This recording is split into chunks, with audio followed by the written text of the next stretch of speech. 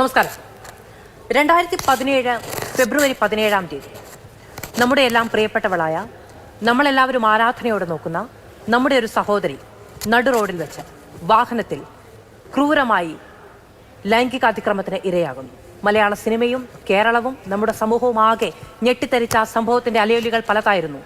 അതിനുശേഷമാണ് 2017 തന്നെ മലയാള സിനിമയിലെ ഒരു വിഭാഗം സ്ത്രീകൾ മുഖ്യമന്ത്രിയെ നേരിട്ട് കണ്ട് മലയാള സിനിമയിൽ സ്ത്രീകൾ അനുഭവിക്കുന്ന പ്രശ്നങ്ങളെപ്പറ്റി പഠിക്കാൻ ആധികാരികമായ ഒരു സമിതി ഉണ്ടാകണമെന്ന ആവശ്യം മുന്നോട്ട് വെക്കുന്നത് 2019 ഹേമ കമ്മിറ്റി റിപ്പോർട്ട് സർക്കാരിന് മുന്നിൽ സമർപ്പിക്കുന്നു. അവിടെ നിന്ന് ഇങ്ങോട്ട് 4.5 വർഷക്കാലം ആ റിപ്പോർട്ടിനെ സംബന്ധിച്ച ഒരു പരാമർശവും പുറത്തു വരുന്നില്ല. ഇപ്പോൾ വിവരാവകാശ നിയമപ്രകാരം ഹൈക്കോടതിയും കൂടി കയറിയിറങ്ങിയ ശേഷം ആ റിപ്പോർട്ടുകൾ പുറത്തു വരികയാണ്. അത് സംബന്ധിച്ചതിലെ ഞെട്ടിക്കുന്ന വെളിപ്പെടുത്തലുകളെ കുറിച്ചാണ് മാതൃഭൂമി ന്യൂസിലെ വനിതാ ജേർണലിസ്റ്റുകൾ പ്രേക്ഷകരുടെ മുന്നിലേക്ക് വിശദമായ ഒരു ചർച്ചയുമായി വരുന്നത്. എന്നോടൊപ്പം പൂജയുണ്ട്, ഹിമയുണ്ട്, അക്ഷയുണ്ട്, ആര്യാപ്പയുണ്ട്. വിശദമായ ഒരു ചർച്ചയിലേക്ക് തന്നെയാണ് നമ്മൾ പോകുന്നത്. ഈ റിപ്പോർട്ട് കണ്ടപ്പോൾ നിങ്ങൾക്കൊക്കെ തോന്നിയത് എന്താണ് യഥാർത്ഥത്തിൽ? കാരണം ഇത്രയേറെ ഞെട്ടിക്കുന്ന പ്രശ്നങ്ങളുണ്ടായിരുന്നു. ഈ റിപ്പോർട്ടിന്റെ ആദ്യത്തെ ഒരു പാരഗ്രാഫ് എന്ന് പറഞ്ഞത് റിപ്പോർട്ടിന്റെ ആത്മാംശം ആകെ സ്വാംശീകരിച്ച ഒന്നാണെന്ന് ഞാൻ വിചാരിക്കുന്നു. നക്ഷത്രങ്ങളുണ്ട്, ചന്ദ്രനുണ്ട്, പക്ഷെ അതൊന്നും തിളക്കമില്ല. അതിനൊക്കെ അടിയിൽ ഉള്ളത് അഴുക്കു മാത്രമാണ് എന്ന് വിളിച്ചു പറഞ്ഞുകൊണ്ടാണ് ഈ റിപ്പോർട്ട് നമ്മുടെ മുന്നിലേക്ക് വരുന്നത്. തീർച്ചയായിട്ടും നമ്മളെ താരങ്ങൾ എന്നാണ് സിനിമാക്കാരെ എല്ലാവരും. ഒരു സിനിമയിലേക്ക് ഒരാൾ എത്തിക്കഴിഞ്ഞാൽ പിന്നീട് അയാൾ എവിടെയോ എത്തി എന്ന് ചിന്തിക്കുന്ന ഒരു പൊതുസമൂഹത്തിന്റെ ഭാഗമാണ്. അവിടെ നിന്നാണ് നമ്മൾ ഈ റിപ്പോർട്ട് നോക്കുന്നത്. അതായത് ജൂനിയർ ആർട്ടിസ്റ്റിൽ തുടങ്ങി ഒരു സിനിമയിൽ നായികയായി അഭിനയിക്കുന്ന ഒരു സ്ത്രീ വരെ, സ്ത്രീകളുടെ കാര്യം മാത്രമല്ല ഇതിൽ പറയുന്നുള്ള ഏറ്റവും പ്രധാനപ്പെട്ട കാര്യം, ഇവരൊക്കെ ഏത് തരത്തിലുള്ള അനുഭവങ്ങളിലൂടെ കടന്നു പോകേണ്ടി വരുന്നു എന്നുള്ളതാണ് റിപ്പോർട്ടിൽ പറയുന്നത്. നമ്മൾ തന്നെ ഇപ്പോൾ ഈ പേജ് പുറത്തുവിട്ടിട്ടുള്ള 233 പേജുകളാണ് പുറത്തുവിട്ടിട്ടുള്ളത്. അത് ഓരോ ഭാഗമായിട്ട് നമ്മൾ കൃത്യമായി പഠിച്ചുകൊണ്ടാണ് സംസാരിക്കുന്നത്. ഇവിടെ നോക്കൂ, ഞാൻ ആദ്യം പറഞ്ഞു തുടങ്ങുന്നത് ഈ ജൂനിയർ ആർട്ടിസ്റ്റുകളെ പറ്റി പറയുമ്പോൾ, ജൂനിയർ ആർട്ടിസ്റ്റുകൾ മാടുകളെ പോലെ പണിയെടുക്കേണ്ടി വരുന്നു എന്നാണ് ഈ റിപ്പോർട്ടിൽ പറയുന്നത്. രാവിലെ 7 മണിക്ക് തുടങ്ങിയാൽ പുലർച്ചെ 2 മണിവരെ കഠിനാധ്വാനം, വേതനം, സമത്വം തുടങ്ങിയിട്ടുള്ള യാതൊരു കാര്യവും അവിടെ ഇല്ല. ഇവർക്കൊന്നും പരിക്ക് പറ്റിയാൽ പോലും തിരിഞ്ഞു നോക്കില്ല എന്നുള്ള അവസ്ഥയിലേക്കാണ് നമ്മുടെ ലൊക്കേഷനുകളുള്ളത്. തീർച്ചയായും അക്ഷയ പറഞ്ഞതുപോലെ തന്നെ ഇതിന്റെ ഒരു ലൈം ലൈറ്റിൽ കാണുന്നതല്ല അണിയറയിലേക്ക് വരുമ്പോൾ ഉണ്ടാകുന്നത്. ഈ ജൂനിയർ ആർട്ടിസ്റ്റുകൾ തന്നെയാണ് അതിന്റെ ഏറ്റവും വലിയ ഇരകളാകുന്നത് എന്നിവിടെ ശ്രദ്ധിക്കപ്പെടുന്ന ഒരു കാര്യമാണ്. അതിൽ പ്രധാനമായും പറയുന്നത് ഇവർക്ക് ശുചിമുറി സൗകര്യമില്ല. വൃത്തിയുള്ളത് എന്ന് പറയാൻ പറ്റില്ല, ശുചിമുറിയേ ഇല്ലാത്തൊരവസ്ഥയുണ്ട്. ബാത്റൂമുകളില്ല, അതുപോലെ തന്നെ അവർക്ക് വസ്ത്രം മാറാൻ സ്ഥലമില്ല. തുണി മറച്ചു കെട്ടി അതിനകത്താണ് അവർ വസ്ത്രം മാറുന്നത്. നമ്മൾ ഇത്രയും സൗകര്യമുള്ളൊരു ജോലി സ്ഥാപനത്തിൽ ഇരുന്ന് നമ്മൾ ജോലി ചെയ്യുമ്പോൾ അതേ അവസ്ഥയിൽ സ്ത്രീകൾ ദുരവസ്ഥ അനുഭവിക്കുന്നുണ്ട് എന്ന് കേൾക്കുമ്പോഴാണ് ഏറ്റവും വലിയ വേദനിപ്പിക്കുന്ന ഒരു കാര്യം. അതിൽ തന്നെ ഇന്നിപ്പോൾ ഭാഗ്യലക്ഷ്മിയുടെ പ്രതികരണം എടുത്തപ്പോൾ ആരും ശ്രദ്ധിച്ചു കാണും, പറയുകയുണ്ടായി ഒരു വനിത, ഒരു നടിക്ക് അവിടെ ഒരു കാരവാനുണ്ട്, ആ കാരവാൻ ഒന്ന് ഉപയോഗിച്ചോട്ടെ എന്ന് ചോദിച്ചപ്പോൾ പറ്റില്ല എന്ന് പറഞ്ഞു. അപ്പോൾ സ്ത്രീകളാൽ തന്നെ അവഗണന നേരിടുന്ന ഒരു അവസ്ഥ കൂടി ഈ റിപ്പോർട്ടിൽ പരാമർശിക്കുന്നുണ്ട്. പുരുഷന്മാരാൽ നേരിടുന്ന ചൂഷണത്തെ കുറിച്ച് മാത്രമല്ല, സ്ത്രീകളാൽ നേരിടുന്ന അവഗണന കൂടി റിപ്പോർട്ടിൽ പരാമർശിച്ചു പോകുന്നുണ്ട്. ഇപ്പം 233 പേജാണ് നമ്മുടെ മുന്നിലേക്ക് പുറത്തു വന്നിട്ടുള്ളത്. അപ്പം ഓരോ പേജിലും ഓരോ തരത്തിലുള്ള നിയമലംഘനങ്ങൾ, അത് പലതരത്തിലുള്ള നിയമലംഘനങ്ങൾ നമ്മൾ എണ്ണി പറയുന്നുണ്ട്. പലരുടെയും ജീവിത കഥകൾ നമ്മൾ അതിൽ കാണുന്നുണ്ട്. നമുക്ക് 2013 മുതൽ നമ്മുടെ രാജ്യത്ത് കൃത്യമായി നിയമമുണ്ട്. ജോലി സ്ഥലത്ത് ഒരു സ്ത്രീ, ഒരു വനിത ലൈംഗികമായ ചൂഷണത്തിന് ഇരയായാൽ അതിനെ പ്രതിരോധിക്കാനുള്ള നിയമനിർമ്മാണം നമ്മുടെ രാജ്യത്തുണ്ട്. അതാണ് പോഷ് ആക്ട്. പക്ഷേ നോക്കൂ, ഈ ഹേമ കമ്മിറ്റി റിപ്പോർട്ടിൽ കൃത്യമായി പറയുന്നു, ഈ പറയുന്ന നിയമലംഘനങ്ങൾ, ഇന്ന് പുറത്തു വന്നിരിക്കുന്ന ഈ നിയമലംഘനങ്ങൾ, ഈ ചൂഷണത്തിനെതിരെ ആ പോഷ് ആക്ട് നടപ്പിലാക്കാൻ കഴിയില്ല. എന്തുകൊണ്ട്? കാരണം അത് ഒരു എംപ്ലോയി അല്ലെങ്കിൽ എംപ്ലോയർ, ഇത് രണ്ടുപേരും തമ്മിലുള്ള ഒരു ബന്ധം സ്ഥാപിക്കപ്പെടുന്നതിന് മുൻപ് തന്നെ നിയമലംഘനം നടക്കുകയാണ്, ചൂഷണം നടക്കുകയാണ്. അതായത് സിനിമയിൽ ജോലി, ആ സിനിമയുടെ ഭാഗമാകുന്നതിന് മുൻപേ, ആ സിനിമയിൽ ജോലി ലഭിക്കുന്നതിന് മുൻപ് തന്നെ ചൂഷണം ആരംഭിക്കുകയാണ്. ഒരു വർക്ക് പ്ലേസ്, അതിലേക്ക് ആ സ്ത്രീ കടന്നു ചെല്ലുന്നതിന് മുൻപ് തന്നെ ചൂഷണം ആരംഭിക്കുകയാണ്. അപ്പോൾ ആ നിയമം പോലും ഉറപ്പാക്കാൻ കഴിയാത്ത രീതിയിലുള്ള ഒരു ചൂഷണം, അത്രമേൽ മൃഗീയമായ ഒരു ചൂഷണമാണ് ഈ സിനിമാ മേഖലയിൽ നമ്മുടെ താരങ്ങൾ, നമ്മുടെ സ്ത്രീകൾ നേരിട്ടുകൊണ്ടിരിക്കുന്നത്. തീർച്ചയായിട്ടും ഇപ്പോൾ നമ്മൾ ഇവിടെ ഇത്രയും പറയുമ്പോൾ നമ്മുടെ മലയാള സിനിമാ മേഖലയിലെ ഉയർച്ച ഈ വർഷം 2024 മാത്രം മലയാള സിനിമാ മേഖലയിലെ ഉയർച്ച എത്രത്തോളമാണ്, അതിനെക്കുറിച്ച് അത്രത്തോളം ആവേശത്തോടു കൂടി നമ്മൾ പറഞ്ഞതാണ്. എന്റർടൈൻമെന്റ് ഡെസ്കിൽ നിന്ന് നമ്മൾ എത്രത്തോളം റിപ്പോർട്ടുകൾ ഇവിടെ ചെയ്തിട്ടുണ്ട്. ആ മലയാള സിനിമയിൽ നിന്നും ഇങ്ങനെ ഒരു റിപ്പോർട്ട് പുറത്തു വരുമെന്ന് പറയുമ്പോൾ അത് എത്രത്തോളം ലജ്ജിക്കണം എന്നുള്ളത്. കുറച്ച് നാളുകൾക്ക് മുമ്പ് ദ എക്കണോമിസ്റ്റിൽ വന്ന ഒരു വാർത്ത ഇവിടെ തയ്യാറാക്കിയതാണ്. അതിൽ പറയുന്നത് മറ്റ് ഇന്ത്യൻ സിനിമാ മേഖലയിലെ എല്ലാ മേഖലയെക്കാട്ടിലും ഏറ്റവും കൂടുതൽ ഉയർന്നു നിൽക്കുന്നത് മലയാള സിനിമാ മേഖലയാണ് എന്നുള്ളതാണ്. 100 കോടി ക്ലബിൽ സിനിമാ മന്ത്രിയും സിനിമാ വകുപ്പും ഒക്കെ ഉള്ളത്. തീർച്ചയായിട്ടും അത് ഈ റിപ്പോർട്ട് വരുമ്പോഴും പറയുന്നുണ്ട്. ഈ റിപ്പോർട്ട് പുറത്തു വരുമ്പോൾ എന്റെ മുന്നിൽ ഇരിക്കുന്ന ഈ പേജിൽ പറയുന്നത് 2 കാറ്റഗറി ഉണ്ട്, ഗുഡ് വുമൺ, ബാഡ് വുമൺ എന്നുള്ളതാണ്. പ്രതികരിക്കുകയാണെങ്കിൽ, വഴങ്ങിക്കൊടുത്തില്ല എന്നുണ്ടെങ്കിൽ സിനിമാ മേഖലയിൽ നിന്ന് പുറത്താക്കപ്പെടും എന്ന് നമ്മൾ പറയുന്നു. പുറത്താക്കുക മാത്രമല്ല ചെയ്യുന്നത്, ഇതിൽ പറയുന്നത് ഗുഡ് വുമൺ ആണ് എന്നുണ്ടെങ്കിൽ അവർ പ്രണയിനി ആയിരിക്കും, നായികയായിരിക്കും, അമ്മയായിരിക്കും, സഹോദരിയായിരിക്കും. ബാഡ് വുമൺ കാറ്റഗറിയിൽ വരുന്നത് ഈ പറയുന്ന പോലെ പ്രതികരിക്കുകയാണ് എന്നുണ്ടെങ്കിൽ അങ്ങനെയുള്ളവരെ ആണെങ്കിൽ അവരെ പ്രോസ്റ്റിറ്റ്യൂട്ടുകളുടെ വേഷം അവർക്ക് കൊടുക്കാം. അവർക്ക് ഗോസ്റ്റ് ആയിട്ട്, പ്രേതമായിട്ട്, വേശ്യകളായിട്ട് അങ്ങനെയുള്ള ക്യാരക്ടേഴ്സ് ആണ് അവർക്ക് കൊടുക്കുന്നത് എന്നാണ് ഏറ്റവും അവസാനത്തെ പോർഷനാണ് എൻ്റെ കയ്യിലിരിക്കുന്നത്. ആ റിപ്പോർട്ടിൽ ഉടനീളം പറയുന്ന കാര്യം ഇതാണ്. എവിടെ ചെന്ന് അവസാനിക്കും, എങ്ങനെ നടപടി എടുക്കും എന്നുള്ളതാണ് ഇതിനെ സംബന്ധിച്ച് ഏറ്റവും വലിയ ആശങ്കയായിട്ട്, അങ്ങനെ തന്നെ പറയും, ഏറ്റവും വലിയ ആശങ്കയായിട്ട് എൻ്റെ മുന്നിൽ നിൽക്കുന്നത്. പൂജ പറഞ്ഞതുപോലെ അതായത് ഈ പറഞ്ഞ പോലെ ഏതെങ്കിലും തരത്തിൽ വെറുപ്പിക്കുക എന്ന് പറഞ്ഞാൽ ഇവർ പറഞ്ഞ കാര്യങ്ങൾക്ക് വഴങ്ങി കൊടുക്കില്ല എങ്കിൽ ഇപ്പൊ ആലിംഗനം പരസ്പരം കെട്ടിപ്പിടിക്കുന്ന ഒരു സീനാണെങ്കിൽ വീണ്ടും അത് അഭിനയിപ്പിക്കുക. ഇനി ഏതെങ്കിലും തരത്തിൽ പ്രതികരിക്കുന്ന സ്ത്രീകളാണെങ്കിൽ മീറ്റു പേഴ്സൺ, ഇവരൊരു മീറ്റു പേഴ്സൺ ആണ്, വേണ്ട മീറ്റു ടൈപ്പ്, അതെ അങ്ങനെയാണ് വേണ്ട എന്ന് പറയുന്നത് പുറത്തൊരു ടീമാണ്. അത് തീരുമാനിക്കുന്ന നിർമ്മാതാക്കളല്ല, സംവിധായകരല്ല, ഇവരൊന്നുമല്ല. പുറത്തൊരു 15-16 പേർ അടങ്ങിയിട്ടുള്ള ഒരു പവർ ഗ്രൂപ്പാണ് ഇക്കാര്യങ്ങളൊക്കെ തീരുമാനിക്കുകയും അവരെല്ലാ കാര്യത്തിലും ഇടപെടുകയും അവരെന്ത് സിനിമയിൽ നടക്കണമെന്ന് ചലിപ്പിക്കുന്ന ആളുകൾ എന്ന് പറഞ്ഞിട്ടുണ്ടെങ്കിൽ അവരാണ്. ഈ ഒരു പ്രത്യേക ഇൻസിഡന്റ് എടുത്തു പറയേണ്ടതാണ്. അത് ഞെട്ടലോടെയാണ് കമ്മിറ്റി അത് രേഖപ്പെടുത്തിയിരിക്കുന്നത്. അതായത് ഒരു പെൺകുട്ടിക്ക് അല്ലെങ്കിൽ ഒരു ആക്ട്രസിന് ഒരു അതിക്രമം നേരിടുന്നു. തൊട്ട് പിറ്റേ ദിവസമാണ് വളരെ ഇന്റിമേറ്റ് ആയിട്ടുള്ള ഒരു സീൻ അഭിനയിക്കേണ്ടി വരുന്നത്. ആ ഇന്റിമേറ്റ് ആയിട്ടുള്ള സീൻ 17 ടേക്ക് എടുക്കുകയാണ്. എത്ര വലിയ ഹരാസ്മെന്റ് ആയിരിക്കും അല്ലെ. നേരിട്ട ആളിനോടൊപ്പമാണ് ഇന്റിമേറ്റ് സീൻ അഭിനയിക്കുന്നത്. എന്നിട്ട് ഇത് ഓരോ തവണ തെറ്റിക്കുമ്പോഴും ഈ ഡയറക്ടർ കുറ്റം പറയുന്നത് ഈ പെൺകുട്ടിയാണ്, നിങ്ങളുടെ കുറ്റം കൊണ്ടാണ് ഇത് നടന്നത്. അപ്പൊ ഇതൊക്കെ കണ്ടുകൊണ്ട് അപ്പുറത്ത് വേട്ടക്കാരൻ ചിരിച്ചുകൊണ്ട് നിൽക്കുകയാണ്. ആ പെയിനും ആ ഒരു അധിക്ഷേപത്തിന്റെയും ആഴം എത്രയായിരിക്കും എന്നുള്ളത് ഞെട്ടിക്കുന്നതാണ്. വന്നിട്ടുള്ള ആളുകളാണ് ഇങ്ങനെ എടുപ്പിച്ച് പല എല്ലാ മേഖലയും, നടിമാര് മാത്രമല്ല ഹെയർ സ്റ്റൈലിസ്റ്റ്, മേക്കപ്പ് ആർട്ടിസ്റ്റുകളൊക്കെ നിർത്തി പോകേണ്ടി വരും. ഇതിന്റെ ആദ്യത്തെ പേജിൽ തന്നെ പറയുന്നുണ്ട്, സംസാരിച്ച ഓരോ സ്ത്രീക്കും ഒരു കണ്ണീർ കഥയെങ്കിലും പറയാനുണ്ട്. ഇപ്പൊ നമ്മൾ ഇന്ന് ഉച്ചയ്ക്ക് ഈ ഹേമ കമ്മിറ്റി റിപ്പോർട്ട് പുറത്തു വരും എന്നുള്ള ഒരു വിവരം വന്ന സമയം മുതൽ എല്ലാ മാധ്യമങ്ങളും ഈ ഹേമ കമ്മിറ്റി റിപ്പോർട്ടിനെ പറ്റി സംസാരിക്കുന്നുണ്ട് ഈ ഒരു നിമിഷം വരെ. പക്ഷെ എനിക്ക് തോന്നുന്നു ഇതിൽ സംസാരിക്കപ്പെടാതെ പോയൊരു പോയിന്റ്, അത് 185-ാം പോയിന്റിൽ ടി ശാരദ, അഭിനേത്രി കൂടിയാണ്, അവർ ഈ കമ്മിറ്റിയിൽ അംഗമാണ്, അവരുടെ ഒരു പോയിന്റ് ഉണ്ട്. അതായത് the way many people in the industry are dressed today is not correct. എനിക്കത് പേഴ്സണലി അത് തെറ്റായി. അതായത് ഇങ്ങനെ ഒരു ജുഡീഷ്യൽ കമ്മീഷനെ വെച്ചിരിക്കുന്നത് എന്തിനാണ്, അല്ലെങ്കിൽ ഇങ്ങനെ ഒരു കമ്മിറ്റിയെ വെച്ചിരിക്കുന്നത് എന്തിനാണ്? ഈ സിനിമാ മേഖലയിലെ ചൂഷണം കണ്ടുപിടിക്കാൻ വേണ്ടിയിട്ടാണ്. ആ കമ്മിറ്റിയിലുള്ള ഒരു വ്യക്തി പറയുകയാണ്, ഇന്നത്തെ കാലത്ത് വനിതകൾ ധരിക്കുന്ന വസ്ത്രത്തിന് കുഴപ്പമുണ്ടെന്ന്. അങ്ങനെ എങ്ങനെയാണ് അവർക്ക് പറയാൻ കഴിയുക? അവർ ധരിക്കുന്ന വസ്ത്രം കൊണ്ടാണോ ആ പ്രശ്നമുള്ളത്? More than concealing their style of dressing exposes their body parts.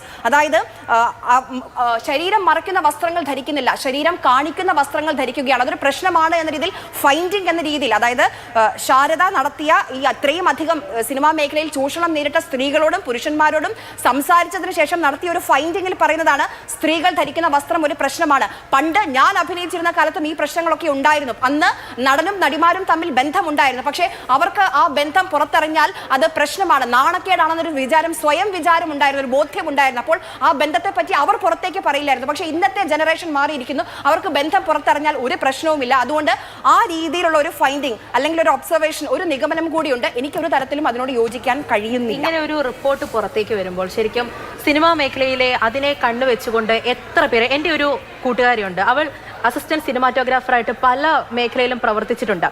ആ രീതിയിൽ ഉയർന്നു വരുന്ന എത്ര താരങ്ങളുണ്ടായിരിക്കും. പേടിക്കേണ്ട വസ്തുതയല്ലേ എന്നാണ് ശരിക്കും നോക്കുന്നത്. ഒരു റിപ്പോർട്ട് പുറത്തു വരികയാണ്, സ്വയമായിട്ട് എത്ര അവസരങ്ങൾ തേടി നടക്കുന്നുണ്ട്. നോക്കൂ, വസ്ത്രധാരണത്തെക്കുറിച്ച് പറയുന്നു.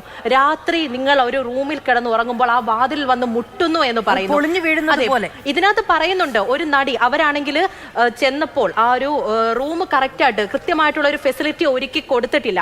അതിനെക്കുറിച്ച് പരാതി പറഞ്ഞപ്പോൾ ഞങ്ങൾക്ക് ഇത്രയൊക്കെ തരാൻ പറ്റുകയുള്ളൂ. സിമ്പിൾ ആയിട്ട് പറയാണ്. രാത്രി 1:30-2 മണി സമയമായപ്പോഴത്തേക്ക് അടുത്ത ഒരാൾ വന്ന് നിൽക്കുന്നു, അവർ ഇറങ്ങി ഓടുന്നു എന്നുള്ള പരാമർശം ഇതിനകത്തുണ്ട്. കൂടെ ചേർക്കാമെന്ന് തോന്നും. അതായത് തലേന്ന് രാത്രി ഒരു മേക്കപ്പ് ആർട്ടിസ്റ്റ് ആയിട്ടുള്ള ഒരു സ്ത്രീയുടെ കഥയാണ് ഈ റിപ്പോർട്ടിൽ പറയുന്നതാണ്. അവരെ തലേന്ന് രാത്രി പുരുഷ മേക്കപ്പ് ആർട്ടിസ്റ്റ് അവരെ ലൈംഗികമായിട്ട് ഉപയോഗിക്കുന്നു. അവരെ വളരെ ഫോൺ വിളിച്ചുകൊണ്ടും അല്ലാതെ വാക്കുകൾ കൊണ്ടും അല്ലാതെയും ഒക്കെ അവർ റേപ്പ് ചെയ്യപ്പെടുകയാണ്. അന്ന് അവരെ പിറ്റേ ദിവസം അവർക്ക് സ്വന്തമായിട്ട് ഒരു മുറിയും കൊടുത്ത് അവരെ സേഫ് ആക്കുന്ന ഒരു ഡയറക്ടറും നിർമ്മാതാവും ചേർന്നിട്ട് അവരെ സേഫ് ആക്കുന്നു. പക്ഷെ വീണ്ടും ഈ മേക്കപ്പ് ആർട്ടിസ്റ്റ് ആയിട്ടുള്ള പുരുഷന്റെ പീഡനത്തിന് ഇവർ വീണ്ടും ഇരയാവുകയാണ്. അവർക്ക് നിൽക്കാൻ പറ്റാതെ അവർ നിർത്തിപ്പോവുകയാണ്. അവിടെ തന്നെയാണ് നേരത്തെ അതായത് പുരുഷന്മാരും ഒപ്പം നിൽക്കുന്ന പുരുഷന്മാരും ഉണ്ടെന്ന് റിപ്പോർട്ട് പറയുന്നുണ്ട്. ഹിമ പറഞ്ഞ പോലെ കാരവാൻ വിട്ടു നൽകാൻ നായിക കഥാപാത്രത്തെ അവതരിപ്പിക്കുന്ന സ്ത്രീ തയ്യാറാകാത്തപ്പോൾ സ്വഭാവ നടിയായിട്ടുള്ള ഒരു സ്ത്രീ കാരവാൻ നൽകി. അവിടെയുള്ള ആളുകൾക്കൊക്കെ അതായത് ടോയ്ലറ്റിൽ പോകാൻ അവസരമില്ല. നമുക്കറിയാം എത്ര മണിക്കൂർ നമുക്ക് പിടിച്ചു നിൽക്കാൻ പറ്റും. ഇൻഫെക്ഷൻ വരികയാണ്, പീരിയഡ്സിന്റെ സമയത്തൊക്കെ പാഡ് മാറ്റാൻ പോലും സൗകര്യമില്ല. നമ്മൾ ഈ സിനിമയുടെ ഗ്ലാമറും ആ ഫെയിമും ആ പണവും പ്രശസ്തിയും മാത്രമേ കാണുന്നുള്ളൂ. പക്ഷേ അതിനപ്പുറത്ത് അവർ അനുഭവിക്കുന്ന യാതനകളുടെ ഒരു നേർക്കാഴ്ചയാണ് കാണുന്നത്. ഈ ഫൈൻഡിങ്ങിൽ പലതും ഞാൻ അധികവും ഇതിന്റെ ട്രൈബ്യൂണൽ രൂപീകരിക്കണം അല്ലെങ്കിൽ ഇവരുടെ കണ്ടെത്തലുകളാണ് എൻ്റെ കയ്യിലുള്ള പേജുകളിലുള്ളത്. അതിൽ പറയുന്നുണ്ട്, അതായത് ഒരു സ്ത്രീ, ഒരു നടി പ്രധാന മുഖ്യ കഥാപാത്രമായി തെരഞ്ഞെടുക്കപ്പെട്ടു. അപ്പോൾ പലതവണ ചോദിക്കുന്നുണ്ട് കഥാപാത്രം ഏത് രീതിയിലാണ്, എന്തൊക്കെ ചെയ്യേണ്ടി വരുമെന്ന്, ഏതൊക്കെ അപ്പം ഒന്നുമില്ല, കുഴപ്പമില്ല, അങ്ങനെ ആശങ്കപ്പെടേണ്ട ഒരു കാര്യമില്ല, എല്ലാം ഞാൻ നോക്കിക്കൊള്ളാമെന്ന് സംവിധായകൻ ഉറപ്പ് നൽകുകയാണ്. എന്നിട്ട് ഷൂട്ടിംഗ് സെറ്റിലേക്ക് വരുമ്പോൾ എന്തൊക്കെ ചെയ്യണം, ശരീരത്തിന്റെ പുറം ഭാഗം മുഴുവനായും കാണിക്കണം, ലിപ് ലോക്ക് സീനുണ്ട്, അങ്ങനെ ശരീരത്തിന്റെ പല ഭാഗങ്ങളും കാണിക്കേണ്ടി വരുമ്പോൾ അപ്പോൾ ചെയ്യാൻ കഴിയില്ല എന്ന് പറഞ്ഞു ആദ്യത്തെ ദിവസം മടങ്ങി പോകുന്നു. രണ്ടാമത്തെ ദിവസം നിർബന്ധിച്ച് വീണ്ടും വരുന്നു, അപ്പോൾ വീണ്ടും ചെയ്യാൻ കഴിയില്ല എന്ന് പറഞ്ഞു പോകുന്നു. അങ്ങനെ നിർത്തിപ്പോവുകയാണ്. 3 മാസം പണിയെടുത്തതിന് ശേഷം നിർത്തി പോവുകയാണ്. 5 പൈസ കിട്ടിയിട്ടുമില്ല. മാത്രമല്ല ആ ദൃശ്യങ്ങൾ ഡിലീറ്റ് ചെയ്യാൻ ആവശ്യപ്പെടുമ്പോൾ അത് കേൾക്കുന്നില്ല. ഹിമ, ഇതിനകത്ത് മറ്റൊരു പ്രധാനപ്പെട്ട പ്രശ്നമുള്ളത്, മറ്റ് തൊഴിലിടങ്ങളുമായി എന്തുകൊണ്ടാണ് സിനിമ വ്യത്യസ്തമാകുന്നതെന്ന ചോദ്യത്തിന് പല നടികളും പറഞ്ഞിരിക്കുന്ന ഒരു കാര്യമെന്ന് പറയുന്നത്, ഇതിലേക്ക് വരുന്നതിൻ്റെ എൻട്രി പോയിന്റിൽ തന്നെ ഈ ഓഫറിനൊപ്പം പറയുന്നത് സെക്സ് ഓൺ ഡിമാൻഡ് എന്നുള്ളൊരു കാര്യമാണ്.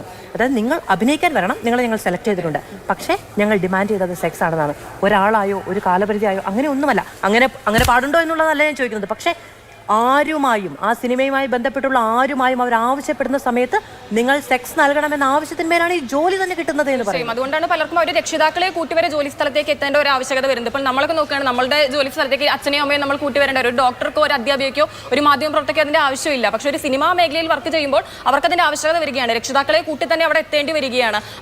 അവരുടെ ജോലി സമയം കഴിയുന്നത് വരെ അവിടെ കാത്തിരിക്കേണ്ടി വരികയാണ്. അത്തരത്തിലൊരു അവസ്ഥയിലേക്ക് എത്തുന്നത് എത്ര നീചമാണ്, എത്രത്തോളം ഹീനമാണ് എന്നൊക്കെ നമ്മൾ ചിന്തിക്കേണ്ടിയിരിക്കും. ഇൻഡിപെൻഡൻസിനെ പറ്റിയാണ് നമ്മൾ പറയുന്നത്. അതെ. അതുപോലെ തന്നെ ഈ ഇത്തരം കാര്യങ്ങളെ കുറിച്ച് നമ്മൾ പറയുമ്പോൾ ഈ ലൈംഗിക ചൂഷണത്തിന് ഉപരിയായി വേതനത്തെ കുറിച്ച് കൂടി പറഞ്ഞു പോകേണ്ടിയിരിക്കുന്നു എന്ന് തോന്നുന്നു. എനിക്ക് കിട്ടിയ പേജുകളിൽ കൂടുതലായും അതായിരുന്നു. കാരണം നിർമ്മാതാക്കളോട് ഈ വേതനത്തെ കുറിച്ച് ചർച്ച ചെയ്യുമ്പോൾ അവർ പറയുന്നത് നിങ്ങൾക്ക് സാറ്റലൈറ്റ് മൂല്യമില്ല. അതെങ്ങനെയാണ് അവർ തീരുമാനിക്കുന്നത് നിങ്ങൾക്ക് സാറ്റലൈറ്റ് മൂല്യമില്ല എന്ന്? ഇപ്പോൾ ടേക്ക് ഓഫ് പോലെ അല്ലെങ്കിൽ മഞ്ജു വാര്യരുടെ സിനിമയൊക്കെ നമ്മൾ കണ്ടതാണ്. അതൊക്കെ മഞ്ജു വാര്യരുടെ അല്ലെങ്കിൽ പാർവതി തിരുവോത്തിന്റെ ഉള്ളൊഴുക്ക് സിനിമ, ഉർവശിയുടെയും പാർവതി തിരുവോത്തിന്റെ ഒക്കെ മികവോടുകൂടി തന്നെ ഓടിയ സിനിമകളാണ്. അപ്പോൾ സാറ്റലൈറ്റ് മൂല്യമില്ല എന്ന് എങ്ങനെയാണ് ഇവർ തീരുമാനിക്കുന്നത്?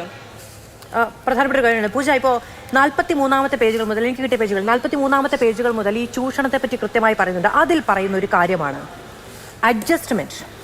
അതിനോടൊപ്പം തന്നെ രണ്ടാമത്തെ വാക്ക് കോംപ്രമൈസ്. ഈ 2 വാക്കുകളാണ് മലയാള സിനിമയിലെ നടിമാർ ഏറ്റവും കൂടുതൽ കേൾക്കേണ്ടി വരുന്നത് എന്നുള്ളതാണ്. അതായത് ഇതിന് വിധേയമായി മാത്രമേ മുന്നോട്ട് പോകാൻ കഴിയുകയുള്ളൂ എന്ന ഒരു ബോധം ഇവരുടെ മേലിലേക്ക് അടിച്ചേൽപ്പിക്കുകയാണ് സിനിമയിലേക്ക് വരുന്നവർ കൂടെ. ഇപ്പോൾ ഞാൻ നേരത്തെ ഒരു മുതിർന്ന മാധ്യമപ്രവർത്തകരോട് സംസാരിക്കുമ്പോൾ അദ്ദേഹം പറയുന്നൊരു കാര്യം, ഈ റിപ്പോർട്ട് പുറത്ത് വന്നതും ഒരു താപ്പായി കാണുന്ന ആളുകളുണ്ട്. കാരണം ഇതൊക്കെയാണ് സിനിമാ മേഖല എന്ന് അറിഞ്ഞുകൊണ്ട് ഇതിന് തയ്യാറാകുന്ന ആളുകളെ ഇനി വരികയുള്ളൂ എന്നുള്ളത് അവരുടെ ചോയ്സ് എളുപ്പമാകും. തീർച്ചയായിട്ടും അതാണ് അല്പസമയം മുമ്പ് ഞാൻ പൂർത്തീകരിക്കാതെ പോയതും അതാണ്. കാരണം അവസരങ്ങൾക്ക് വേണ്ടി നിൽക്കുന്ന ഒരുപാട് ഇപ്പോൾ നമ്മുടെ സിനിമാ മേഖലയിൽ ഉയർന്നു നിൽക്കുന്ന ഒരു നടൻ തന്നെ അയാളുടെ ഏറ്റവും താഴെക്കിടയിൽ വന്ന് ആ സമയം മുതൽ പറയുന്നുണ്ട് ജൂനിയർ ആർട്ടിസ്റ്റ് ആയിട്ട്. നമ്മൾ പല നടന്മാരും ഇപ്പോൾ ടൊവിനോ ആയാലും വിനയ് ഫോർട്ട് ആയാലും കുറെ ആക്ടേഴ്സിന്റെ അല്ലെങ്കിൽ ഡാൻസേഴ്സിന്റെ പുറകിലൊക്കെ ഷാഹിദ് കപൂറിന്റെ ഒക്കെ ഇടയ്ക്കിടയ്ക്ക് വരാറുണ്ട്. ശരിയാണ്. അങ്ങനെ പുറകിൽ നിന്ന് വെച്ചാൽ ഏറ്റവും പുറകിൽ നിന്ന് മുന്നിലേക്ക് വന്നവരാണ്. അത്രത്തോളം കഷ്ടപ്പെടാൻ വേണ്ടിയിട്ട് ഈ സിനിമാ മേഖലയിൽ നിൽക്കുന്ന ഒരുപാട് പേർക്ക് മുന്നിലേക്കാണ്. അവരിൽ മാത്രമല്ല അവരുടെ രക്ഷാകർത്താക്കളിലേക്ക്, അവർക്ക് ചുറ്റുമുള്ള ആൾക്കാർക്കിടയിലേക്കാണ് ഇങ്ങനെ ഒരു കാര്യം അടിച്ചേൽപ്പിക്കുന്നത് എന്നുള്ളതാണ്. ശരിയാണ്, അടിച്ചേൽപ്പിക്കുകയാണ്. നമ്മൾ ഈ അഡ്ജസ്റ്റ് ചെയ്യുക എന്ന് പറയുന്നതിനെക്കാട്ടിലും ഏറ്റവും പ്രധാനമായിട്ടും സമൂഹത്തിന് മുന്നിലേക്ക് ഇറക്കേണ്ട വാക്ക് സെക്സ് ചെയ്ത് കൊടുക്കാൻ നിങ്ങൾ നിർബന്ധിതരാകണം. അങ്ങനെയാണ് പറയേണ്ടത്. അഡ്ജസ്റ്റ്മെന്റ്, കോംപ്രമൈസ് എന്ന് പറയുമ്പോൾ പല വ്യാഖ്യാനങ്ങളുമുണ്ട്. അതെ, കോഡ് ഭാഷയാണ്. പക്ഷെ അതിനപ്പുറത്തേക്ക് ഇതിന് വേണ്ടിയിട്ട് കിടക്ക പങ്കിടാൻ തയ്യാറാകണം എന്നുള്ള നിലയിൽ തന്നെ സംസാരിക്കണം. അതാണ് ഈ റിപ്പോർട്ടിലുടനീളം പറയുന്നത് എന്നുള്ളതാണ് ഏറ്റവും പ്രധാനപ്പെട്ട കാര്യം. മറ്റൊരു കാര്യം, ഈ പല നിർദ്ദേശങ്ങളുണ്ട്. അതിന്റെ ഒരു ഭാഗമാണ് എൻ്റെ കയ്യിലുള്ളത്. ഒരുപാട് കാര്യം അത് പറഞ്ഞു വരാം. അതിനകത്ത് പറഞ്ഞിരിക്കുന്ന മറ്റൊരു കാര്യം എന്ന് പറയുന്നത് സുപ്പീരിയർ ആയിട്ടുള്ള സ്ത്രീകളുടെ ഭാഗത്തു നിന്നുമുള്ള നിർദ്ദേശങ്ങൾ അത് കേൾക്കാൻ, അതിനെക്കുറിച്ച് കൃത്യമായിട്ടുള്ള ജോലി ചെയ്യാൻ താഴേക്കിടയിലുള്ള പുരുഷന്മാർ പോലും തയ്യാറാകുന്നില്ല എന്നുള്ളതാണ്. പ്രൊഡ്യൂസേഴ്സിന് പറ്റുന്നില്ല. അതിനകത്ത് പുരുഷന്മാരെന്ന് പറയുമ്പോൾ പല ആൾക്കാരുണ്ടാക്കാം. ഇവരെക്കാട്ടിലും മുകളിലുള്ളവരായിരിക്കില്ല. നമ്മുടെ സുപ്പീരിയേഴ്സിന്റെ നിർദ്ദേശങ്ങളെല്ലാം അത് അനുസരിക്കാൻ ബോധ്യപ്പെട്ടവരാണ് നമ്മൾ. പക്ഷെ അത് അനുസരിക്കാൻ പലരും തയ്യാറാകുന്നില്ല എന്ന് പറയുമ്പോൾ എന്തായിരിക്കും അവസ്ഥ? അത് എല്ലാ മേഖലകളിലും ഉള്ള ഒരു കാര്യം തന്നെയാണ്. സ്വാഭാവികമായിട്ടും സ്ത്രീകളെ മുന്നേ, അതായത് സ്ത്രീകളാണ് നയിക്കുന്നത്. എത്രത്തോളം മാറ്റം വന്നിട്ടുണ്ട് എന്ന് കൂടി മറ്റൊരു പ്രധാനപ്പെട്ട കാര്യം എന്ന് പറഞ്ഞിട്ടുണ്ടെങ്കിൽ സെക്സ് ചെയ്തു കൊടുക്കാൻ തയ്യാറാണ്, കൂടെ കിടക്കാൻ തയ്യാറാണെങ്കിൽ മാത്രം സിനിമയിൽ അഭിനയിക്കുക. അതായത് നമ്മൾ ഒരുപാട് കേട്ടിട്ടുണ്ട്, പണ്ടൊക്കെ വായിച്ചിട്ടൊക്കെ ഉണ്ട്, ഒരു സിനിമ എന്ന് പറയുമ്പോൾ തന്നെ പേടിക്കുന്ന ഒരു കാലഘട്ടം ഉണ്ടായിരുന്നു. മാധ്യമപ്രവർത്തനം ഉൾപ്പെടെ അതിൽ കൂട്ടി നമുക്ക് വായിക്കാവുന്നതാണ്. അതിലേക്ക് പോയിട്ടുണ്ടെങ്കിൽ അതിൽ പോകുന്ന പെൺകുട്ടികളൊക്കെ ഇങ്ങനെയാണ്, അതിൽ അവർ പലതിനും തയ്യാറാകുന്നവരാണ് എന്നൊക്കെ ചേർത്ത് വായിക്കപ്പെടുകയും അങ്ങനെ വിമർശനം ഉണ്ടാവുകയും ചെയ്തൊരു കാലഘട്ടമുണ്ട്. അവിടെ നിന്ന് നോക്കൂ, ഇത് തന്നെ കൃത്യമായിട്ട് പറയുന്നുണ്ട്. ഒരു കുട്ടി ജൂനിയർ ആർട്ടിസ്റ്റ് ആയിട്ട് അവൾ ഇറങ്ങിത്തിരിക്കുകയാണെങ്കിൽ അവരെ ഒരു തരത്തിൽ അടയാളപ്പെടുത്തുകയാണ്. ഇവർ ആരുടെയും കൂടെ കിടക്കാൻ തയ്യാറാണ്, വഴി കൊടുക്കാൻ തയ്യാറാണ്. ഈ റിപ്പോർട്ടിൽ കൃത്യമായിട്ട് പറയുന്നുണ്ട്. അങ്ങനെയാണ് ഇവരിൽ പലരെയും ജൂനിയർ ആർട്ടിസ്റ്റുകളെ വിളിക്കുന്ന ആളുകളിൽ തന്നെ എത്ര ജൂനിയർ ആർട്ടിസ്റ്റുകൾ ഉണ്ടെന്ന് അറിയില്ല, നമ്പർ അറിയില്ല, ഒരു തരത്തിൽ നമ്മുടെ കയ്യിൽ കണക്കുകളിൽ ഇവർ എത്ര.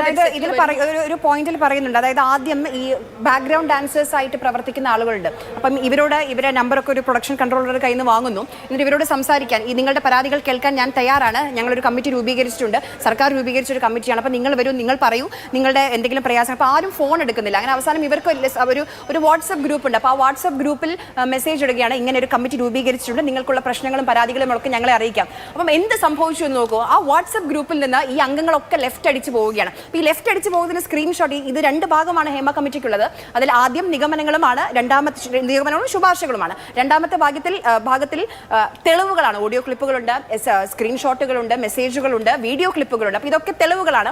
ആ തെളിവുകളിൽ ഈ വാട്സപ്പിൽ നിന്ന് ലെഫ്റ്റ് അടിച്ച് പോയ കാര്യങ്ങൾ. പിന്നെ ഒരു കാര്യം കൂടി ഉണ്ട്, എനിക്ക് തോന്നുന്നു ഈ പുരുഷന്മാരുടെ കാര്യം കൂടി എടുത്തു പറയണം. ഈ സ്ത്രീകളെ മാത്രമല്ല പുരുഷന്മാരെയും കേട്ടിട്ടുണ്ട്. അപ്പം ഈ തരത്തിൽ ഈ തമ്പ്രാൻ മനോഭാവമുള്ള അല്ലെങ്കിൽ ഒരു പവർ മാഫിയ പ്രവർത്തിക്കുന്നുണ്ടെന്ന് ആവർത്തിച്ച് പറയുന്നു. ആ പവർ മാഫിയയുടെ ഒരു പ്രശ്നം കാരണം പ്രതിസന്ധി നേരിട്ട നടന്മാരുണ്ട്. ഒരു നടന്റെ പേരെടുത്ത് പറയുന്നുണ്ട്, നമുക്കൊക്കെ ഒരുപക്ഷെ മനസ്സിലാകും, മലയാളികൾക്ക് എന്തായാലും മനസ്സിലാകും. മാഫിയ സംഘമെന്ന് ഈ പവർ മാഫിയയെ വിളിച്ചു, അതുകൊണ്ട് സിനിമയിൽ നിന്ന് വിലക്ക് നേരിടേണ്ടി വന്നു.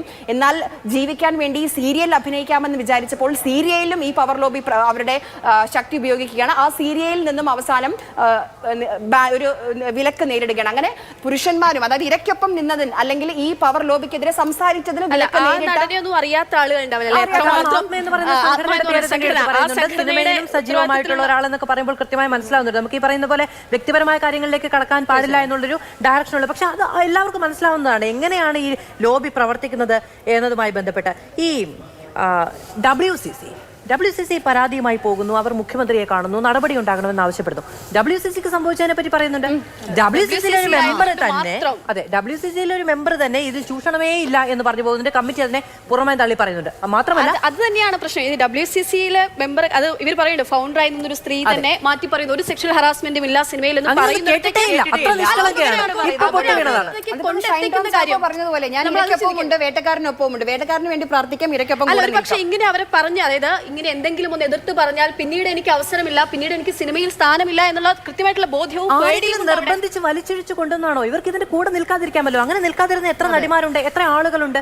ഇതിനൊപ്പം നിന്നുകൊണ്ട് അതിന് അവർക്കെതിരെ ഇങ്ങനൊരു മൊഴി കൊടുക്കുക എന്ന് പറയുമ്പോൾ ആ ഒരു കൂട്ടായ്മയുടെ മൊറൈലിനെ തന്നെ ബാധിക്കുന്ന തരത്തിലുള്ള പ്രവർത്തനമാണ് ഉണ്ടായത്. ഇതിൽ കൃത്യമായിട്ട് പറയുന്നുണ്ട്, WCCയിൽ മെമ്പർഷിപ്പ് ഉള്ള ആളുകളാണെങ്കിൽ നമുക്കറിയാം എത്ര നടിമാര് ഏതൊക്കെ കാലഘട്ടത്തിലും ബാൻ ചെയ്യപ്പെട്ടിട്ടുണ്ട്. അത് നിരോധനമാണ്, അവർ പൂർണ്ണമായിട്ടും അവർക്ക് നിരോധനം ഏർപ്പെടുത്തുന്നു. അത് തീർത്ത നിയമവിരുദ്ധമാണെന്ന് പറയുന്നു. ആ നിയമവിരുദ്ധമായിട്ടുള്ള കാര്യങ്ങളെ പറ്റി ലക്ഷ്മിക്ക് 5 വർഷം ഡബ് ചെയ്യാൻ കഴിഞ്ഞില്ല, പാർവതിക്ക് എത്ര വർഷം സിനിമ ലഭിച്ചില്ല, റീമ കല്ലിങ്കിൽ എത്ര സൂപ്പർ പ്രൈം ടൈമിൽ ഭാഗ്യലക്ഷ്മി പറഞ്ഞത് കേട്ട് അവർ ഇറങ്ങിപ്പോയിട്ട്. ഒരൊറ്റ കാര്യം കൂടി പറഞ്ഞതിന് ശേഷം നമുക്ക് ഇടവേളയിലേക്ക് പോകാം. അതായത് പാർവതി തിരുവോത്തിന്റെ മൈ സ്റ്റോറി എന്ന് പറയുന്ന സിനിമ ഓർമ്മയുണ്ടോ?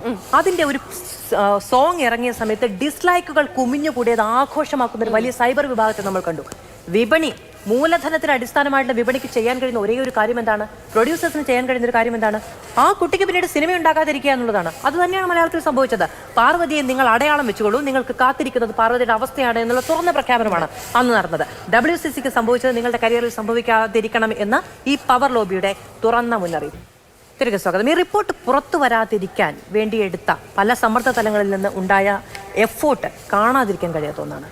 തീർച്ചയായും ഇന്ന് അവസാനം ഈ 2:30 വരുമോ എന്നുള്ള പോലും സംശയമായിരുന്നു. കാരണം ആ രീതിയിൽ സുപ്രീം കോടതിയിൽ നിന്ന് അഭിഭാഷകൻ വരുന്നു. അങ്ങനെ ആ തരത്തിൽ ആർക്കാണ് ഇത്രയും സമ്മർദ്ദം? ഈ ശരിയാണ്, അതിൽ അത്ഭുതമൊന്നുമില്ല. കാരണം ഈ റിപ്പോർട്ട് പുറത്തു വരുമ്പോൾ ആ രീതിയിലുള്ള ആക്ഷൻ പ്ലാൻ ഒക്കെ ആയിരുന്നു. കാരണം സുപ്രീം കോടതിയിൽ നിന്നുള്ള അഭിഭാഷകൻ വരുന്നു, 3 മണിക്ക് പരിഗണിക്കേണ്ടത് 2:10 പരിഗണിക്കുന്നു. അങ്ങനെ അത്രയും ചടുലമായ നീക്കങ്ങൾ, സംവിധാനങ്ങൾ. ഞാൻ ഡൽഹിയിൽ നമ്മുടെ ഫീൽഡ് നോക്കുന്ന റിപ്പോർട്ടർ വിളിച്ചു ചോദിച്ചപ്പോൾ ഈ മുഗൾ റോത്തക്കൊക്കെ ഒരു സിറ്റിങ്ങിന് 15 ലക്ഷത്തിലധികമാണ് വാങ്ങിക്കുന്നത്. അപ്പൊ അതൊക്കെ കൊടുത്ത് അത്രയും പൈസ കൊടുത്തൊക്കെ ആരാണ്, ആർക്ക് വേണ്ടിയാണ്, ആരെ സംരക്ഷിക്കാൻ? അല്ല, സ്വാഭാവികമായിട്ട് ഇത്രയും വലിയ റിപ്പോർട്ട് വരുമ്പോൾ നമുക്ക് ഇനി ഇതിൽ ഇപ്പൊ പറയുമ്പോൾ കാടടച്ചു വെടി വെക്കുമ്പോൾ ഇത് വലിയൊരു റിപ്പോർട്ടാണ്, ആരെയും നമുക്ക് പറയാനാകില്ല. എങ്കിൽ പോലും പേടിക്കേണ്ടെന്ന് പലരും ഉണ്ട് എന്നുള്ള കൃത്യമായ ബോധ്യമുണ്ട്. അതിനപ്പുറത്തേക്ക് നമ്മൾ സംഘടനകളെ പറ്റി പറയേണ്ടിയിരിക്കുന്നു. WCCയെ പറ്റി പറഞ്ഞു. WCCയിൽ അംഗത്വം സ്വീകരിച്ചുകൊണ്ട് മാത്രം ഉണ്ടായിട്ടുള്ള ഭവിഷ്യത്തുകളെ പറ്റി നമ്മൾ സൂചിപ്പിച്ചു. അതുപോലെ തന്നെയാണ് അമ്മ എന്ന സംഘടന, അമ്മ എന്ന താരസംഘടന, ഫെഫ്ക, മാക്ട, ഈ സംഘടനകളൊക്കെ ഏത് തരത്തിലാണ് ഈ വിഷയങ്ങൾ ഇടപെടുന്നത്? നമുക്കറിയാം സ്വാഭാവികമായിട്ട് എന്തിനാണ് ഒരു സംഘടന, ഒരു യൂണിയൻ, ട്രേഡ് യൂണിയൻ ഉണ്ടാകുന്ന തൊഴിലാളികൾക്ക് വേണ്ടിയാണ്. പക്ഷെ ഇത് കുറച്ച് ലോബിയിങ് നടത്തുന്ന കുറച്ചാളുകൾ, ഈ പവർ ഗ്രൂപ്പ് തീരുമാനിക്കുകയാണ് സംഘടന എന്ത് തീരുമാനമെടുക്കണം എന്നുൾപ്പെടെ. അവിടെ ഈ അജ്ഞതയാണ് പലർക്കും, നിയമപരമായിട്ടുള്ള അജ്ഞത ഉൾപ്പെടെ അവരെ ജീവിതം തകർക്കുക. കാസ്റ്റിംഗ് കൗച്ച് എന്നൊരു കാര്യം മലയാള സിനിമയിൽ ഇല്ലാത്തത് കൊണ്ടല്ല, അത് പുറത്ത് പറയാൻ ആരും തയ്യാറാകാത്തത് കൊണ്ടാണ്. അല്ലാതെ ഇല്ലായിരുന്നെങ്കിൽ ഇത്രയധികം തവണ ഈ റിപ്പോർട്ടിൽ ഇത് പരാമർശിക്കപ്പെടുമായിരുന്നു. തീർച്ചയായും അവസരങ്ങൾ നഷ്ടപ്പെടുമെന്നുള്ള ഭയത്തോട് കൂടിയിട്ടാണ് പലരും മിണ്ടാതിരിക്കുന്നത്. ഈ റിപ്പോർട്ടിൽ ഏറ്റവും ഞെട്ടിക്കുന്ന മറ്റൊരു കാര്യം എന്താണെന്ന് വെച്ചാൽ, ഒരു നടിയുടെ അമ്മ പറഞ്ഞു നിങ്ങൾ ഇതിന് തയ്യാറായി കൊടുത്താൽ പ്രശ്നമില്ല എന്ന്, മകൾക്ക് അവസരം വേണമെന്നുള്ള രീതിക്ക് അങ്ങനെയുള്ളവരും ഉണ്ട് എന്നുള്ളൊരു ഉള്ളടക്കം കൂടി റിപ്പോർട്ടിലുണ്ട്. അപ്പോൾ അതും ഞെട്ടിക്കുന്ന മറ്റൊരു കാര്യം തന്നെയാണ്. നമ്മൾ ഈ സ്ത്രീകളുടെ ശത്രു സ്ത്രീകളാണ് എന്ന് പറയുന്ന പോലെ തന്നെ ചില ഘട്ടത്തിലെങ്കിലും അത് അങ്ങനെ തന്നെയാണ്. ഈ WCCയുടെ പരാമർശം വന്നപ്പോൾ കൂടി മറ്റൊരു കാര്യം ഇതിൽ സൂചിപ്പിക്കേണ്ടത്, ഈ WCCയിൽ അംഗമായിട്ടുള്ള ഒരു നായികയുടെ ഭർത്താവ്, അദ്ദേഹത്തിന് ഒരു പ്രൊഡക്ഷൻ കമ്പനിയുണ്ട്. സിനിമയുടെ പേരൊന്നും ഇവിടെ പറയുന്നില്ല. 2017 ഇറങ്ങിയ വളരെയധികം വിജയിച്ച ഒരു സിനിമ തന്നെയാണ്. ആ സിനിമയുടെ ഒരു പ്രൊഡക്ഷൻ ടീമിൽ അവരുണ്ട്. അത് അവസാനം ആ സിനിമയിലെ നായകനും നായികയ്ക്കും അവർക്ക് വേതനം നൽകുമ്പോൾ തുല്യ വേതനമല്ല നൽകുന്നത്. WCCയിലെ അംഗമാണ്, അവരുടെ ഭർത്താവാണ്, അവരുടെ പ്രൊഡക്ഷൻ കമ്പനിയാണ്, പക്ഷെ തുല്യ വേതനമല്ല ലഭിക്കുന്നത്. എല്ലാവർക്കും അറിയുന്ന പരസ്യമായ ഒരു രഹസ്യമാണത്. ഇനി സംസ്ഥാന സർക്കാരിനെ പറ്റി കൂടി പറഞ്ഞു പോകണം എന്ന് തോന്നുന്നു. കാരണം ഇത് 2019 ഡിസംബറിൽ സംസ്ഥാന സർക്കാരിന് മുന്നിൽ, നമുക്ക് മുന്നിൽ വന്നിരിക്കുന്ന ഈ റിപ്പോർട്ടല്ല, ഓഡിയോ, വീഡിയോ, വാട്സപ്പ്, എല്ലാ തെളിവുകളും അടക്കം എന്തൊക്കെ സംഭവിച്ചു എന്നതിന്റെ രേഖകളടക്കം സംസ്ഥാന സർക്കാരിന് മുന്നിൽ വന്നിട്ട് 4.5 വർഷക്കൊല്ലമാകുന്നു. സ്ത്രീപക്ഷ സർക്കാരാണ്, ഇടതുപക്ഷ സർക്കാർ എന്ന് ആവർത്തിച്ച് നമ്മൾ കേൾക്കാറുണ്ട്. പക്ഷേ ഇത്രയധികം തെളിവുകൾ മുന്നിലുണ്ടായിട്ട്, ഇത്രയധികം നിയമലംഘനങ്ങൾ നിങ്ങളുടെ മുന്നിലേക്ക് വന്നിട്ട് നിങ്ങൾ എന്ത് ചെയ്തു എന്നൊരു ചോദ്യം കൂടിയുണ്ട്. റിപ്പോർട്ട് പുറത്തുവിടാൻ കഴിയല്ലോ, റിപ്പോർട്ട് പുറത്തുവിടാൻ കഴിയല്ലോ. ആരെങ്കിലും ചോദിച്ചോ? അതെ, റിപ്പോർട്ട് അതായത് ഇങ്ങനെയൊക്കെ നടക്കും. ഇത് കുറച്ചാളുകളെങ്കിലും പേടിപ്പിക്കുമെന്നുള്ള കാര്യത്തിൽ ഒരു സംശയം, അല്ലെങ്കിൽ റിപ്പോർട്ട് പുറത്തു വന്നതിൽ അത് ഇത്രയും കാലം എടുത്തു എന്നുള്ളതാണ് മറ്റൊരു. അത് തന്നെ ഇന്ന് ദീദി ദാമോദരൻ പറഞ്ഞത് തന്നെയാണ്. ഇനിയെങ്കിലും പേടിക്കണം, ഞങ്ങൾ ഓഡിറ്റ് ചെയ്യപ്പെടും, ഞങ്ങൾ നിരീക്ഷിക്കപ്പെടും, പരാതി ഉണ്ടാകും, ഈ സമൂഹം അതിനെതിരെ പ്രതികരിക്കും എന്ന തരത്തിലൊരു പേടി ഉണ്ടാകണം. ലോകത്ത് ഒരു തൊഴിലിടത്തിലും ഒരു സ്ത്രീയും അവരുടെ ഡിഗ്നിറ്റിക്ക് വിരുദ്ധമായ, അതിനെ വെല്ലുവിളിക്കുന്ന തരത്തിലുള്ള സാഹചര്യങ്ങളെ അതിജീവിച്ച് തൊഴിലെടുത്ത് ജീവിക്കാൻ കഴിയില്ല. അങ്ങനെ തൊഴിലിന് ഇറങ്ങി പുറപ്പെടുന്ന സ്ത്രീകൾ, തൊഴിൽ ചെയ്ത് ജീവിക്കാൻ അഭിമാനത്തോടെ ഇറങ്ങി പുറപ്പെടുന്ന സ്ത്രീകൾ എന്തിനും വശംവദരാകുന്നവരാണ് എന്ന തെറ്റിദ്ധാരണ ഈ സമൂഹത്തിൽ ഉണ്ടാകരുത്. വളരെയധികം നന്ദി.